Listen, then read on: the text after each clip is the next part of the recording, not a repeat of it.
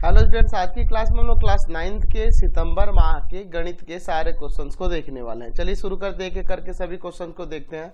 तो पहले section A के टोटल 30 क्वेश्चन दिया ऑब्जेक्टिव, इनको देख लेते हैं। पहला क्वेश्चन देखिए, निम्नलिखित में कौन अपरिमेय संख्या है। तो देखिए ए नंबर ही है 23 का रूट अंडर 23 है, यह अपरिमेय संख्या है। लेकिन ये देखो 5 हो जाएगा, ये 15 हो जाएगा, ये 13 हो जाएगा, है ना। चलिए क्वेश्चन नंबर 2 देखिए, x cube minus y cube किसके इक्वल होगा। तो आपको पता है x minus y into x square plus x y plus y square, ये बी नंबर के इक्वल हो जाएगा, है ना। नेक्स्ट क्वेश्चन देखिए 3 नंबर, कह रहा है कि यदि x plus y plus z बराबर 0 हो तो x cube plus y cube plus z cube का मान होता है। तो x cube plus y cube plus z cube बराबर हो जाएगा 3xyz, जब x plus y plus z 0 के बराबर हो। क्वेश्चन नंबर 4 देखिए, बिंदु 4,7 की कोटि का मान क्या होगा। तो इसका कोटि आपको पता है कि ये आपके अगर बात करें तो पहला होता है भुज और दूसरी होती है कोटि, तो कोटि का मान यहाँ 7 हो जाएगा। क्वेश्चन नंबर 5, यदि त्रिभुज ए बी सी में ए बी बराबर ए सी है और एंगल बी ए सी 70 डिग्री, तो एंगल ए बी सी का मान। चलिए मैं यहाँ पर क्या करता हूँ, एक त्रिभुज ले लेता हूँ, एक त्रिभुज बना लेता हूँ। ये देखिए एक मैंने त्रिभुज ले लिया। अब देखिए इस त्रिभुज में इसका नाम देता हूँ ए बी सी। इसमें कह रहा है कि ए बी जो है ना ए सी के बराबर है, और फिर क्या रहा है कि एंगल बी ए सी का मान 70 डिग्री है, ये 70 डिग्री है। तो एंगल ए बी सी कितना होता है, ये दोनों बराबर होंगे ना, ये भुजाएं बराबर है तो ये दोनों बराबर होंगे, और तीनों मिला के 180 होता है। यानी कि तीनों को जोड़ देंगे 2x प्लस 70, तीनों को जोड़ेंगे तो 2x प्लस 70 आ जाएगा, बराबर में 180। ये जाके उधर घटेगा 110, यानी कि 2x बराबर में 110।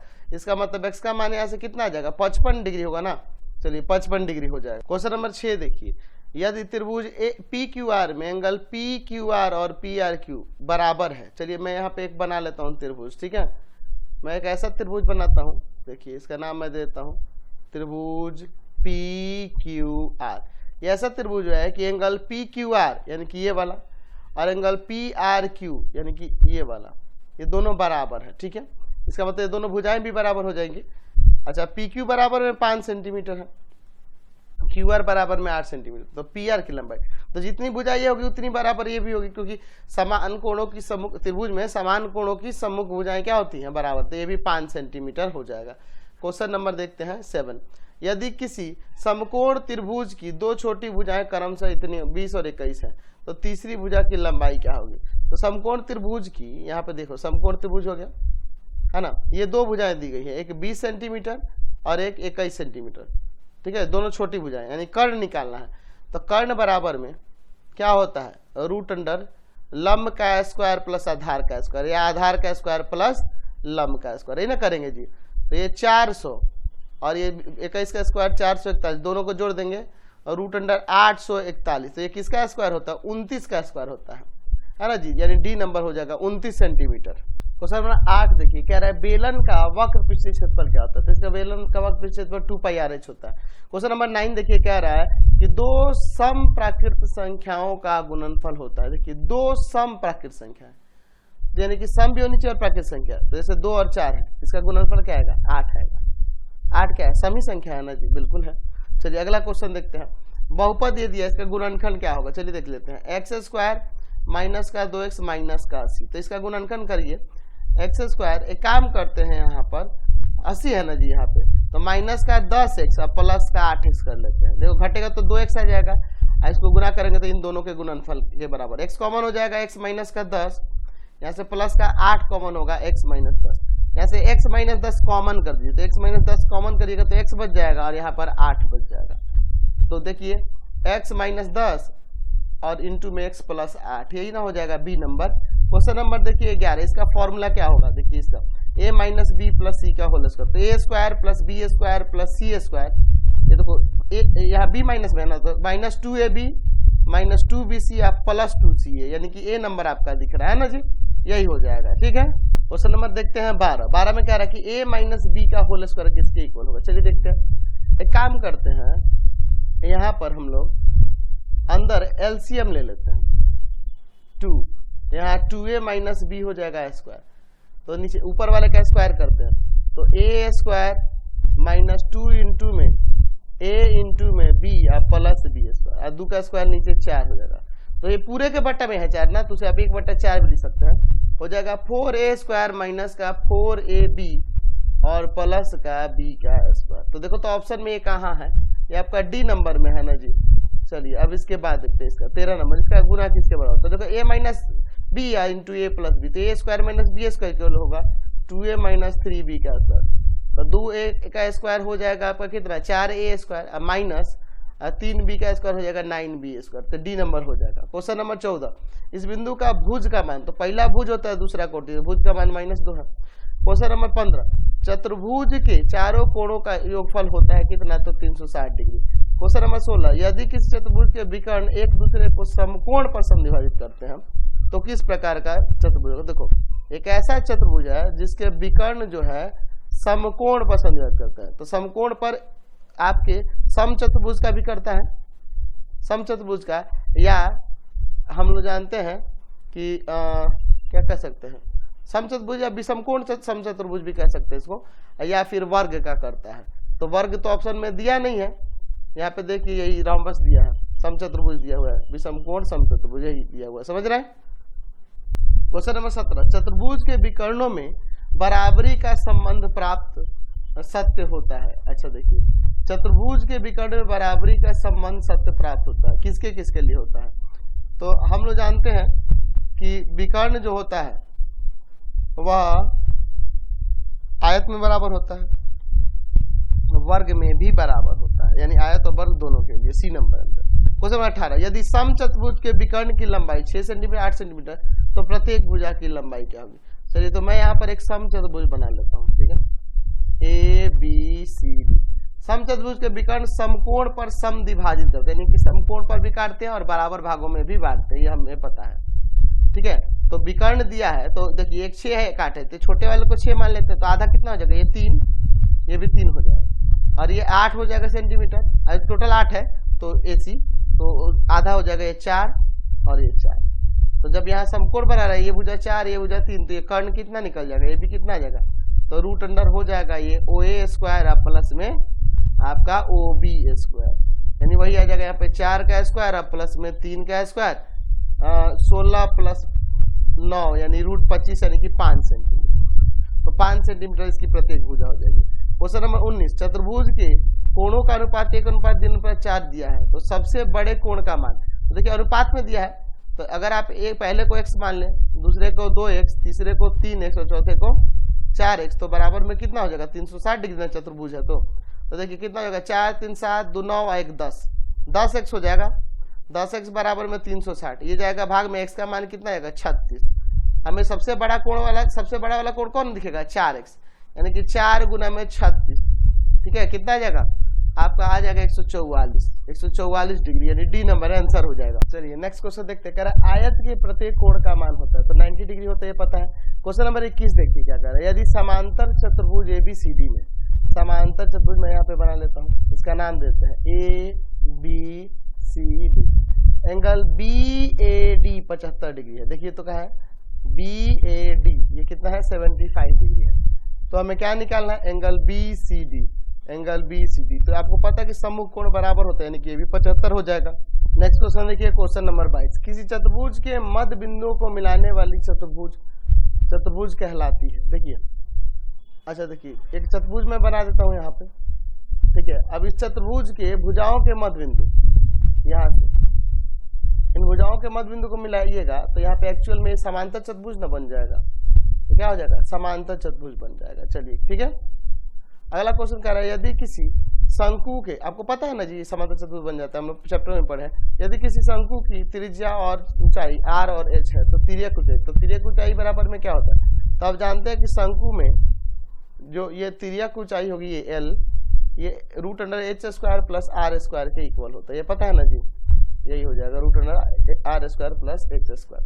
क्वेश्चन नंबर 24 देखिए, शंकु का वक्र पृष्ठ क्षेत्रफल होता है, तो वक्र पृष्ठ क्षेत्रफल पाई आर होता है, हम लोग जानते हैं। नेक्स्ट क्वेश्चन देखिए 25 नंबर, यदि शंकु की तिर्यक ऊंचाई और ऊंचाई यहाँ पे 13 और 12 सेंटीमीटर, तो इसकी त्रिज्या, तो त्रिज्या बराबर में क्या होता है, हम जानते हैं कि तिर्यक ऊंचाई का स्क्वायर और माइनस में यहाँ पे क्या हो जाएगा ऊंचाई का स्क्वायर, यही ना हो जाएगा, तो रूट अंडर 13 का स्क्वायर और माइनस में 12 का स्क्वायर, तो 13 का स्क्वायर 169 और 12 का स्क्वायर 144, घटा देंगे तो कितना आएगा 25 ना रूट अंडर, यानी कि 5 सेंटीमीटर हो जाएगा। सी नंबर आंसर है। चलते हैं नेक्स्ट क्वेश्चन पे। क्वेश्चन नंबर 26 देखिए, यदि किसी शंकु की त्रिज्या और ऊंचाई दोनों को 2 गुना कर दिया जाए तो वक्र पृष्ठ क्षेत्रफल होगा। अच्छा देखिए पहले समझिए, शंकु का वक्र पृष्ठ क्षेत्रफल होता है पाई आर एल, ठीक है। अब कह रहा है कि त्रिज्या 2 गुनी कर दी जाए और तिर्यक ऊंचाई भी 2 गुनी कर दी जाए, देखिए कितना हो जाएगा 4 पाई आर एल हो जाएगा ना, यानी कि पहले पाई आर एल था, अब 4 पाई आर एल हो गया। कितना गुना बढ़ गया? 4 गुना बढ़ गया।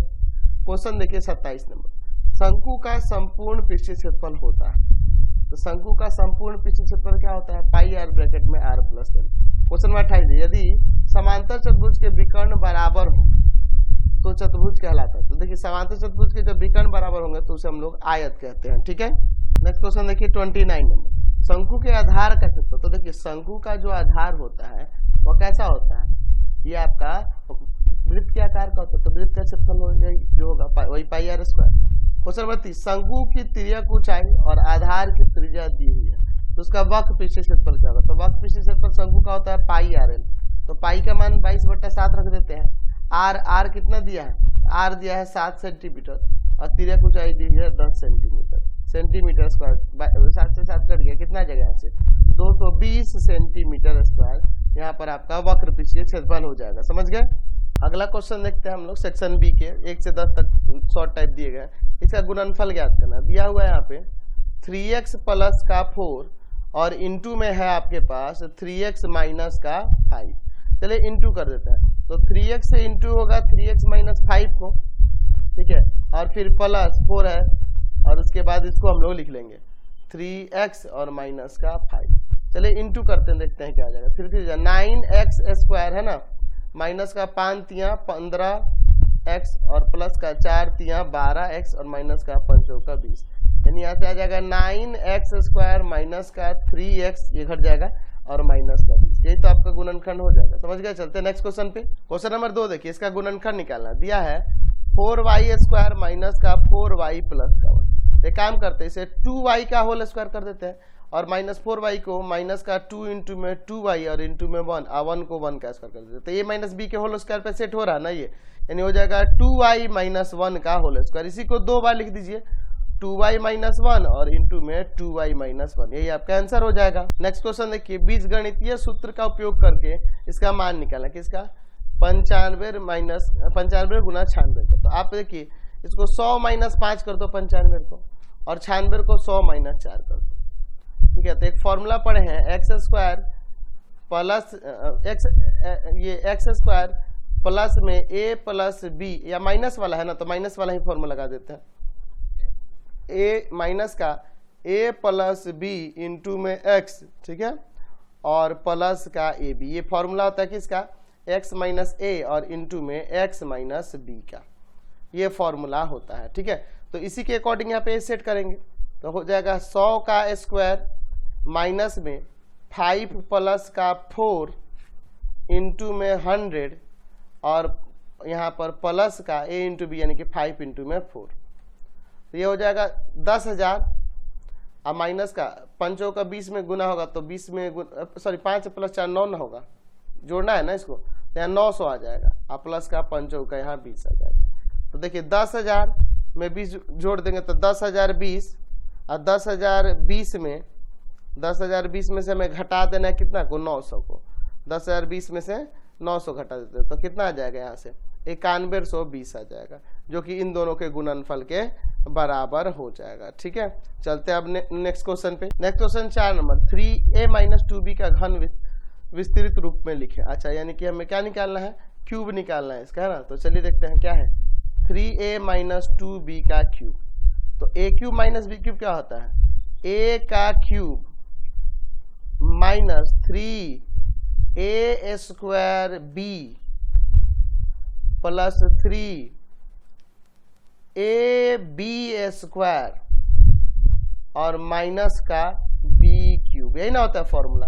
तो इसके अकॉर्डिंग ये हो जाएगा 27a क्यूब माइनस का 3 का स्क्वायर 9 9 27 27 दूना 54 54a स्क्वायर b प्लस का देखिए 3 9 और 2 का स्क्वायर 4 9 चौका 36ab स्क्वायर माइनस का 8b का क्यूब, यही आपका आंसर हो जाएगा। अगला क्वेश्चन देखिए, बिंदु -5, -4 को कार्तीय तल पर निरूपित करें।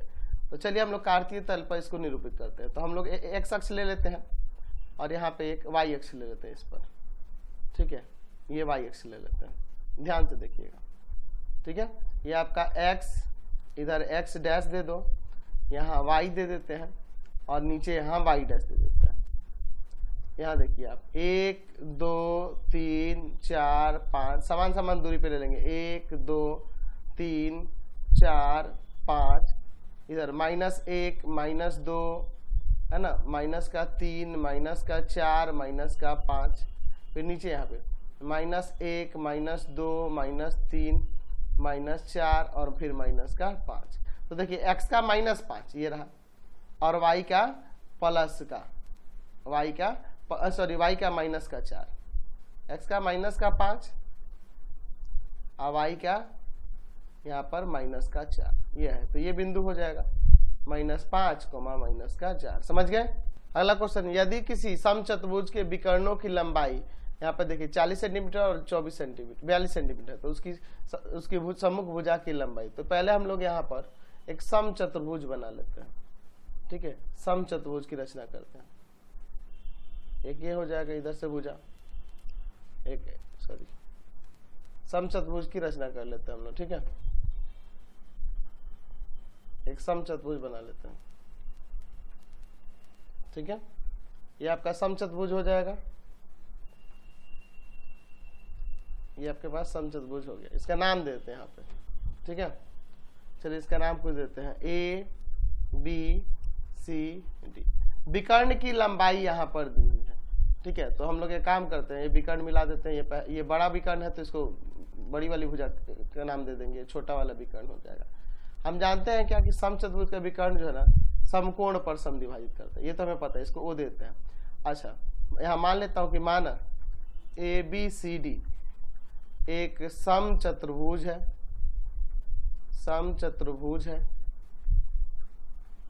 जिसके विकर्ण AC तथा BD परस्पर समकोण पर समद्विभाजित करेंगे, ये तो हमें पता है, समकोण पर समद्विभाजित, क्योंकि समकोण पर ही समद्विभाजित करेंगे ना, ये हमें पता है पहले से ही, है ना जी। चलिए, तो विकर्ण हम लोग ये छोटा वाले को BD मान लेते हैं, और BD ये 40 सेंटीमीटर, और बड़े वाले को AC 42 सेंटीमीटर AC, अब BD हो जाएगा आपके पास कितना 40 सेंटीमीटर। आप बताइए, तो OA जो होगा हाफ हो जाएगा ना आपके AC का, यानी कि OA जो होगा हाफ हो जाएगा AC यानी 42 सेंटीमीटर का, कट जाएगा 21। OA कितना आ गया 21 सेंटीमीटर, ये वाला 21 सेंटीमीटर हो गया। अच्छा, फिर उसी तरह से अगर OB की बात करें तो वो हाफ हो जाएगा BD का, यानी कि OB बराबर में आप लिख सकते हैं हाफ ऑफ 40 सेंटीमीटर, कट जाएगा 20। OB कितना आ गया 20 सेंटीमीटर, OB 20 सेंटीमीटर आ गया। अब हमें क्या निकालना है, हमें भुजा निकालनी है, कौन सी AB। तो त्रिभुज अगर AOB में देखें तो समकोण पे जब समद्विभाजित करेगा तो AB का मान किसके बराबर होगा, तो √अंडर OA स्क्वायर प्लस में OB स्क्वायर के, पाइथागोरस से, यानी कि 21 का स्क्वायर और प्लस में 20 का स्क्वायर। 21 का स्क्वायर 441, 20 का स्क्वायर 400, यानी कि आ जाएगा √अंडर 841। 841 किसका स्क्वायर है 29 का ना, तो 29 सेंटीमीटर। इसलिए समचतुर्भुज की प्रत्येक भुजा कितनी हो जाएगी 29 सेंटीमीटर, समझ गए। क्वेश्चन नंबर 7 देखिए, यदि समांतर चतुर्भुज ABCD में एंगल ADC 123 डिग्री है तो एंगल BCD का मान ज्ञात कीजिए। अच्छा, देखिए समांतर चतुर्भुज पहले मैं यहाँ पे बना देता हूँ, ठीक है, मैं यहाँ पे एक समांतर चतुर्भुज की रचना कर देता हूँ। ये समांतर चतुर्भुज हो गया, इसका नाम देते हैं ABCD में कह रहा है एंगल ADC कितना है 123 डिग्री है, तो एंगल BCD ये निकालना है। चलिए, तो हमारे पास क्या दिया है पैरेललोग्राम ABCD में एंगल ADC बराबर में 123 डिग्री, तो ज्ञात करना है, तो ज्ञात करना है, किसको ज्ञात करना है? एंगल BCD को। इसका हल देखिए, हम लोग जानते हैं कि एंगल ADC अब प्लस एंगल BCD 180 डिग्री होगा, क्योंकि ये आसन्न कोण है। समांतर चतुर्भुज के आसन्न कोणों का योग 180 डिग्री होता है, पता है। ये 123 दिया ही है, एंगल BCD निकालना है। तो एंगल BCD बराबर क्या हो जाएगा? तो एंगल BCD बराबर में 180 में से 23 घटा लेंगे तो 57 डिग्री आ जाएगा। एंगल BCD का मान 57 डिग्री यहाँ से हो जाएगा। समझ गए? क्वेश्चन नंबर 8 देखिए, यदि किसी शंकु की तिर्यक ऊंचाई 21 सेंटीमीटर आधार का व्यास दिया है तो इसका संपूर्ण पृष्ठीय क्षेत्रफल। तो हमारे पास शंकु के आधार की त्रिज्या क्या होगी? जब व्यास दिया है 24 सेंटीमीटर, आधार की त्रिज्या r, व्यास का आधा होता है 24/2 है ना, कितना जाएगा? 12 सेंटीमीटर। त्रिज्या कितना आ गया? 12 सेंटीमीटर। और शंकु की तिर्यक ऊंचाई, शंकु की तिर्यक ऊंचाई दिया हुआ है। तिर्यक ऊंचाई कितना दिया जी? तिर्यक ऊंचाई, तिर्यक ऊंचाई यानी कि L दिया हुआ है 21 सेंटीमीटर। तो शंकु का संपूर्ण पृष्ठ का क्षेत्रफल निकालना है ना, संपूर्ण पृष्ठ क्षेत्रफल क्या होगा? तो संपूर्ण पृष्ठ क्षेत्रफल का फॉर्मूला जानते हैं, पाई r ब्रैकेट में L प्लस r। तो पाई का मान 22/7, r दिया है 12, L का मान 21 और r का मान है 12 सेंटीमीटर स्क्वायर।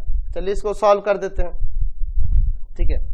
तो यहाँ हो जाएगा 22/7 गुना 12 गुना में इन दोनों को जोड़ेंगे तो 33 आएगा ना,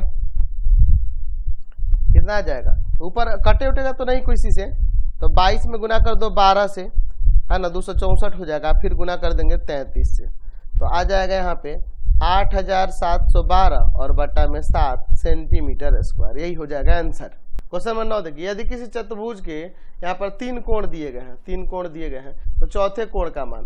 तो हम लोग मान लेते कि माना चतुर्भुज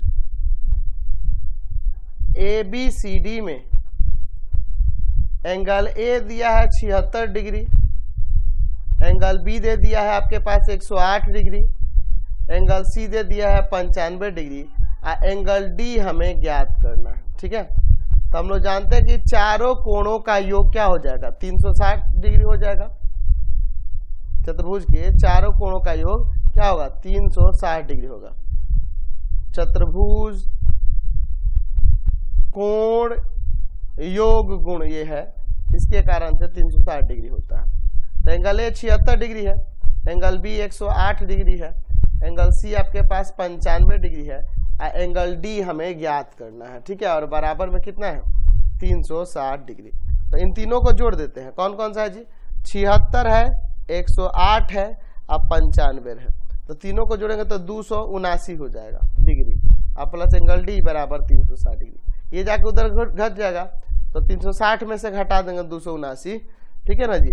तो 360 में से घटाएंगे तो कितना आ जाएगा? 81 डिग्री आ जाएगा चौथा कोण। समझ गए? अगला क्वेश्चन देखिए, कह रहा है कि यदि लंबवृत्तीय बेलन का वक्र पृष्ठीय क्षेत्रफल इतना दिया और ऊंचाई इतना दिया तो आधार का व्यास निकालना है, ठीक है। हमारे पास इस बेलन की यहाँ पर ऊंचाई दी हुई है 14 सेंटीमीटर, इसका त्रिज्या मान लेते हैं कि r है। माना बेलन की त्रिज्या, लंबवृत्तीय बेलन की त्रिज्या क्या है? वो r है, तथा ऊंचाई दिया है आपके पास क्वेश्चन में। ऊंचाई कितना दिया है जी? ऊंचाई h कितना दिया हुआ है? 14 सेंटीमीटर। हमारे पास बेलन का वक्र पृष्ठीय क्षेत्रफल दिया हुआ है, बेलन का वक्र पृष्ठीय क्षेत्रफल, वक्र पृष्ठीय क्षेत्रफल दिया है कितना? 88 सेंटीमीटर स्क्वायर। तो होता है 2 पाई RH ना, बराबर में 88 सेंटीमीटर स्क्वायर। 2 पाई की जगह 22/7 और r का मान नहीं पता है हमें, और h दिया हुआ है 14 सेंटीमीटर, ठीक है, बराबर में 88 सेंटीमीटर। 7 दूना 14, 2 बार कट जाएगा, तो r बराबर में आ जाएगा 88। अब भाग में देखिए, देखिए 22 दूना 44, 44 दूना ये भी 88 हो जाएगा सेंटीमीटर, कट के 1 आ जाएगा। तो r 1 सेंटीमीटर आ गया। तो व्यास हमें निकाला ना, व्यास, तो व्यास तो 2 गुना होता है त्रिज्या का, यानी कि 2 गुना में 1 सेंटीमीटर, यानी आ जाएगा 2 सेंटीमीटर यहाँ पर व्यास। अगला क्वेश्चन देखिए, क्वेश्चन नंबर 11 से दीर्घ उत्तरीय है, गुणनखंड इसका ज्ञात करना दिया है 27x³ प्लस का y³ प्लस का z³ माइनस का 9xyz। एक काम करते हैं, 27 को हम लोग 3x का होल क्यूब लिख देते हैं plus y³ plus z³ minus का 3 इंटू में 3x इंटू में y इंटू में z, तो a³ plus b³ plus c³ minus 3abc वाले फॉर्मूले पे सेट हो जाएगा। तो फॉर्मूला होता है a plus b plus c, फिर उसके बाद a स्क्वायर यानी 3x का square, b square y square, c square z square और माइनस का ab यानी 3x इंटू y, फिर bc y इंटू z और फिर ca यानी z इंटू में 3x, यानी अब ये हो जाएगा 3x plus y plus z bracket के अंदर 9x square plus y square plus z square minus का 3xy माइनस का yz और माइनस का 3zx, यही आपका आंसर हो जाएगा। अगला देखिए, प्रमेय के रूप में है, जैसे कह रहा है कि सिद्ध करें कि समांतर चतुर्भुज वर्ग होता है यदि और केवल यदि। कब वर्ग होगा?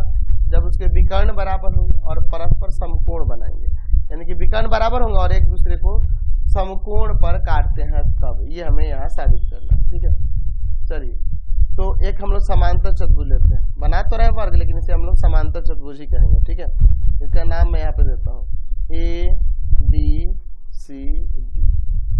ठीक है, हमें क्या दिखाना है कि ये समांतर चतुर्भुज वर्ग कब होगा? जब इसके विकर्ण बराबर हो और परस्पर समकोण पर काटे। तो हमारे पास क्या दिया हुआ है? दिया है यहाँ पर कि ABCD एक समांतर चतुर्भुज है, समांतर चतुर्भुज है जिसमें विकर्ण बराबर है, जिसके विकर्ण क्या है? बराबर है। तो मैं विकर्ण यहाँ पे मिला देता हूँ पहले। ठीक है, यह विकर्ण बराबर दिए हैं और ये भी कह रहा है कि विकर्ण जो है ना परस्पर यहाँ पर समकोण पर काटते हैं, ये भी दिया हुआ है। ठीक है, यहाँ पर AC बराबर BD दिया है तथा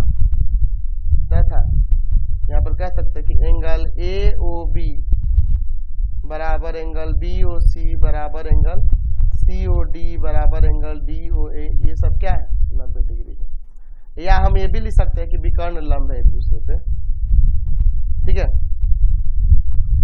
ठीक है, तो सिद्ध करना है, क्या सिद्ध करना है कि ABCD एक वर्ग है। ठीक है, तो हम लोग वर्ग की जब परिभाषा पढ़े हैं चैप्टर समांतर चतुर्भुज में, तो मैंने बता रखा है कि वर्ग कब कहलाता है। तो हम लोग पढ़े कि एक समांतर चतुर्भुज समचतुर्भुज कहलाता है जब उसकी आसन्न भुजाएं बराबर हो, और समचतुर्भुज वर्ग कब कहलाता है? जब एक कोण समकोण हो। यानी कि हमें इसमें दिखाना होगा कि इसका आसन्न भुजा बराबर है और एक कोई भी कोण अगर इसका ABCD में से समकोण दिखा दिए तो हमारा काम हो जाएगा। ठीक है, तो ये चीजें हमें करनी होंगी। इसका प्रमाण देखिए, यहाँ पर देखिए ध्यान से, त्रिभुज ABC तथा त्रिभुज लेते हैं BAD में, ABC और BAD में सर्वांगसम करते हैं इसमें। अच्छा देखो, तो पहले तो यहाँ पर दिया ही है कि AC जो है ना BD के बराबर है, ये विकर्ण बराबर दिया है क्वेश्चन में तुम्हारे। दूसरा क्या है? तो AB जो इसमें है वह उसमें भी है BA, उभयनिष्ठ है, उभयनिष्ठ है। तीसरा चीज, तो यहाँ पे अगर बात करेंगे तो ये BC भुजा जो होगी ना AD के बराबर होगी, क्योंकि समांतर चतुर्भुज ABCD की सम्मुख भुजा है, ये आमने सामने की भुजा बराबर होगी ना, ये तो बराबर हो जाएंगे। तो यहाँ से जब ऐसा हम लोग लिख दिए तो त्रिभुज ABC सर्वांगसम हो जाएगा त्रिभुज BAD के। कैसे? तो भुजा भुजा भुजा सर्वांग समता प्रमेय से ये सर्वांगसम होगा। अब जब सर्वांगसम होगा तो ये कोण बराबर दिखा सकते हैं कि नहीं? तो एंगल ABC बराबर में एंगल BAD, कैसे? CPCT से। अच्छा, चूंकि ये समांतर चतुर्भुज के आसन्न कोण है और दोनों बराबर हैं, इसका मतलब दोनों 90-90 हो जाएंगे ना। चूंकि एंगल ABC तथा एंगल BAD समांतर चतुर्भुज ABCD के आसन्न कोण है। और चूंकि ये आसन्न कोण है और बराबर भी है, या ऐसे आसन्न कोण है जो परस्पर बराबर है, तो दोनों 90-90 हो जाएंगे। इसलिए एंगल ABC बराबर एंगल BAD बराबर 90, क्योंकि दोनों का योग 180 होता है आसन्न कोणों का ना समांतर चतुर्भुज, इसलिए मैं कह रहा हूं। तो ये तो 90-90 हो गया। अब इसके बाद देखिए, तो एक समकोण दिखा दिए और ये सम्मुख भुजाएं इसकी बराबर दिखानी होगी। तो एक बात बताइए, इसमें हम लोग किस तरह से दिखा सकते हैं? हम लोग चलते हैं त्रिभुज AOB तथा त्रिभुज COB में, इन दोनों त्रिभुजों में। तो ये देखो, ये बराबर होगा ना, क्योंकि समांतर चतुर्भुज के विकर्ण समद्विभाजित करते हैं, आपको पता है। एक समकोण होगा, ये OB उभयनिष्ठ है, OA बराबर में OC समांतर चतुर्भुज के विकर्ण समद्विभाजित करते हैं, विकर्ण परस्पर समद्विभाजित करते हैं, परस्पर समद्विभाजित करते हैं, ठीक है। अच्छा, दूसरा एंगल AOB बराबर में एंगल COB, प्रत्येक 90 होगा ना, लंब होता है, ये विकर्ण एक परस्पर लंब दिया है। अच्छा, अब इसके बाद तीसरा चीज, OB दोनों में है, उभयनिष्ठ है ना, उभयनिष्ठ। तो यहां से ये त्रिभुज सर्वांगसम हो जाएगा कि नहीं? तो त्रिभुज AOB सर्वांगसम हो जाएगा त्रिभुज COB के। कैसे? साइड एंगल साइड सर्वांग समता अभिगृहित से। तो जब ये सर्वांगसम हो गया, तो एक चीज बताइए, यहाँ पर हम लोग ये जो AB है इस CB के बराबर हो गया। तो हम लोग ऐसा समांतर चतुर्भुज देख रहे हैं जिसमें आसन्न भुजाएं बराबर है और कोण समकोण हो रहा है, इसलिए क्या है, ये वर्ग होगा कि नहीं? इसलिए ABCD क्या है? एक वर्ग है ना जी।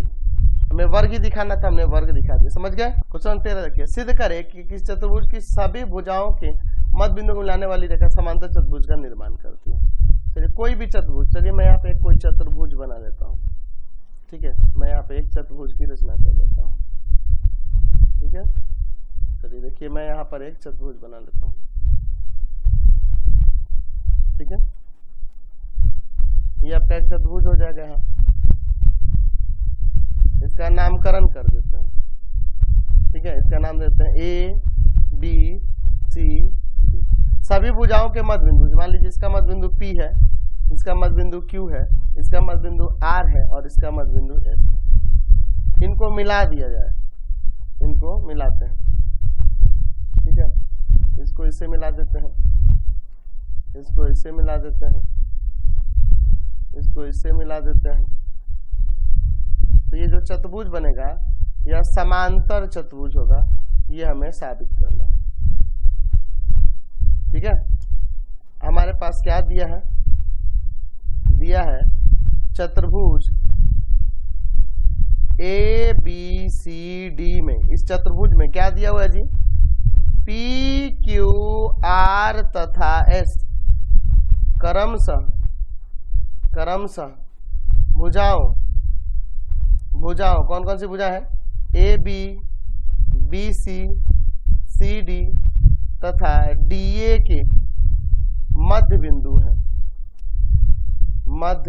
है। तो सिद्ध करना है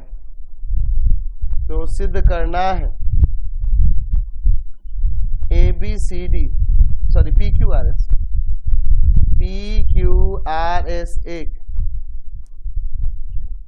समांतर चतुर्भुज है, ये हमें सिद्ध करना है। इसमें थोड़ी सी रचना करेंगे, एक विकर्ण को मिला देते हैं, ठीक है।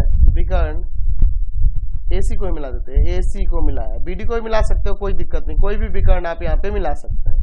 तो मैं यहाँ पे एक विकर्ण को मिला देता हूँ, डॉटेड A से C को, ठीक है। ये मैंने मिला दिया। अब इसके बाद देखिए प्रमाण इसका, अब चलते हैं त्रिभुज ए बी सी में। P तथा Q क्रमशः AB तथा BC का मध्य बिंदु है। मध्य बिंदु है ना जी, AB तथा BC का मध्य बिंदु है। तो जब ये मध्य बिंदु है तो आपको जब पता है कि PQ समांतर हो जाएगा AC के, और तथा PQ हाफ भी हो जाएगा AC का मध्य बिंदु प्रमेय से। मध्य बिंदु प्रमेय से ये हो जाएगा। ठीक है, चलिए तो समीकरण 1 ले लेते हैं। उसी तरह अगर देखा जाए तो त्रिभुज ADC में, यानी इस वाले में S तथा R क्रमशः S तथा R क्रमशः AD तथा DC का मध्य बिंदु है ना जी। तो यहाँ पे जब ये दोनों मध्य बिंदु, तो इन दोनों को मिलाने वाली रेखाखंड SR समांतर हो जाएगी AC के, तथा SR हाफ ऑफ BAC हो जाएगा। तो इन दोनों समीकरणों से लिख सकते हैं समीकरण 1 तथा 2 से, समीकरण 1 तथा 2 से SR AC के समांतर और बराबर, और PQ भी समांतर और हाफ हो रहा है, समांतर और हाफ हो रहा है, सॉरी। तो यहाँ से हम लोग लिख सकते हैं कि PQ समांतर हो जाएगा SR के, तथा PQ बराबर भी हो जाएगा SR के। तो हम लोग जानते हैं कि एक ऐसा चतुर्भुज जिसकी सम्मुख भुजा का एक बराबर भी हो और समांतर भी हो। देखिए फिगर में PQ SR के बराबर भी है और समांतर भी है, तो क्या हो जाएगा, समांतर चतुर्भुज होगा कि नहीं। इसलिए PQRS एक समांतर चतुर्भुज है, एक समांतर चतुर्भुज है। हमने इसे साबित कर दिया, समझ गए। चलते हैं नेक्स्ट क्वेश्चन। क्वेश्चन 14, किसी शंक्वाकार तंबू की तिर्यक ऊंचाई तथा आधार की त्रिज्या 25 मीटर और 7 मीटर है। तो इसका और कह रहा है इसके वक्र पृष्ठ क्षेत्रफल को 210 रुपये प्रति 100 वर्ग मीटर स्क्वायर से रंगाई कराने का खर्च हमें निकालना है। तो देखिए शंकु बना लेते हैं। यहाँ पे शंक्वाकार है तंबू, क्या करना है जी, इसकी तिर्यक ऊंचाई 25 मीटर और आधार की त्रिज्या 7 मीटर दी हुई है। इसके वक्र पृष्ठ क्षेत्रफल को, तो यहाँ पे देखिए त्रिज्या और ऊंचाई दी हुई है। तिर्यक ऊंचाई दिया हुआ है कितना, L 25 मीटर है ना, और आधार की त्रिज्या कितनी दी हुई है, आधार की त्रिज्या 7 मीटर। तो पहले इसका वक्र पृष्ठ क्षेत्रफल निकाल लेते हैं, फिर रंगाई करने के खर्च निकाल लेंगे। शंक्वाकार तंबू का वक्र पृष्ठीय क्षेत्रफल क्या होता है, पाई आर एल ना जी। तो पाई का मान 22/7, आर का मान 7 और एल का मान 25 मीटर स्क्वायर। इसे काट देते हैं, तो यहाँ 22 में 25 से गुना हो जाएगा, ठीक है ना। तो कितना आ जाएगा, 550 आ जाएगा ना, ठीक है। तो लिख देते हैं यहाँ पे 550 मीटर स्क्वायर। कह रहा है कि 210 रुपये प्रति 100 वर्ग मीटर की दर से रंगाई का खर्च। तो यहाँ पे लिख सकते हैं रंगाई का कुल खर्च कितना लगेगा, ये हमें निकालना है। तो बस 550 गुना में हो जाएगा, देखो अच्छा 100 मीटर स्क्वायर का लग रहा है 210 रुपया, तो 1 मीटर स्क्वायर का 210/100 हो जाएगा, इतना रुपया। 10101010। तो आप गुना कर दीजिए इस 21 में 55 से, 55 में 21 से गुना कर दीजिए, यानी कि टोटल खर्च 1155 रुपया लगेगा रंगाई कराने का। समझ गए। चलिए अगला 15 नंबर, इसे सिद्ध करना है। तो इसका RHS लेना होगा हमें। RHS में देखिए दिया 1/2 x + y + z into x - y का स्क्वायर प्लस y - z का स्क्वायर और प्लस में z - x का स्क्वायर, यही ना दिया है जी। चलिए आगे सॉल्व करते हैं। 1/2 x + y + का z, अंदर देखिए a - b के होल स्क्वायर पे है, तो x स्क्वायर माइनस का 2xy और प्लस का y स्क्वायर। फिर देखिए y स्क्वायर माइनस का 2yz और प्लस का z स्क्वायर। फिर इसका हो जाएगा z स्क्वायर माइनस का 2zx और प्लस का x स्क्वायर, है ना। चलिए 1/2 x plus y plus z. अंदर देखिए 2 बार एक्स स्क्वायर है, 2 बार वाई स्क्वायर है, 2 बार जेड स्क्वायर है प्लस में, फिर माइनस का 2xy माइनस का 2yz माइनस का 2zx। अंदर से 2 कॉमन कर लेते हैं, 1/2 इंटू में x plus y plus z, into में 2 जेड है, ठीक है, इंटू में 2 अंदर आ जाएगा x square plus y square plus z square minus x y minus y z minus का जेड एक्स। 2 कॉमन कर लिया मैंने, 2 से 2 कट गया, तब यहाँ बच गया x plus y plus z into में x square plus y square plus z square minus का एक्स वाई माइनस का वाई जेड माइनस का जेड एक्स। इसको गुना करोगे, या आप इसका फॉर्मूला जानते हैं, एक a plus b plus c a square plus a b plus a square plus b square plus c square minus a b minus b c minus c a. किसका फॉर्मूला होता है?